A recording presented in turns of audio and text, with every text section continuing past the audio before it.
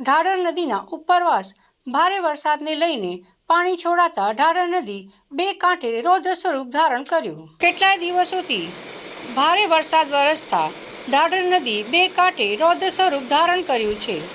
કરજણથી પાદરા જોડતા માર્ગ પર કોઠવાડા ગામે આવેલી ઢાઢર નદી બે કાંઠે વહેતી થઈ ગઈ છે. નીચાણવાળા વિસ્તારોમાં આવેલા 12 જેટલા ગામોને એલર્ટ કરાવવામાં આવ્યા છે. લોકોમાં ચિંતાની લાગણી ફેલાઈ ગઈ છે.